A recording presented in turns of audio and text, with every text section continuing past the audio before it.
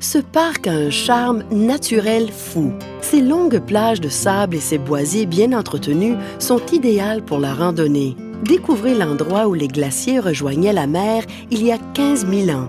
C'est aussi l'endroit rêvé pour découvrir l'écosystème de la baie de Fundy et voir, entre autres, des marsouins, des poissons, des moules, des bulots, des bigorneaux, des oursins de mer, des phoques communs et des étoiles de mer.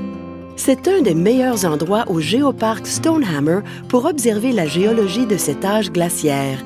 Des sédiments meubles qui sont trop jeunes et ne se sont pas encore transformés en roches. À une période que les géologues ont baptisée le dernier maximum glaciaire, il y a environ 20 000 ans, les glaciers continentaux couvraient la presque totalité de l'Amérique du Nord, y compris les maritimes.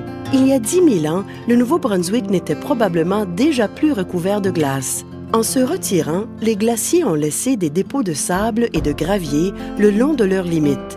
Appelés moraines et épandages fluvio-glaciaires, ces empilements de sédiments peuvent facilement être observés dans le paysage moderne.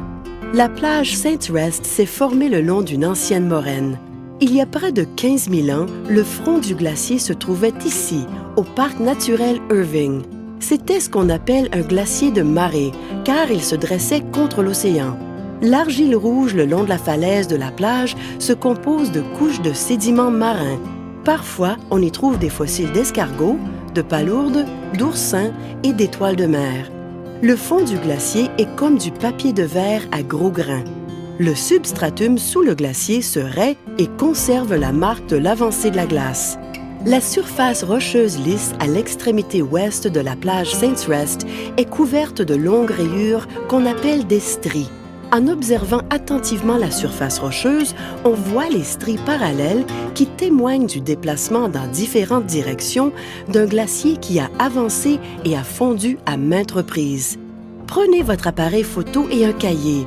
Rassemblez peut-être votre famille, apportez de quoi casser la croûte et devenez détective géologique au parc naturel Irving.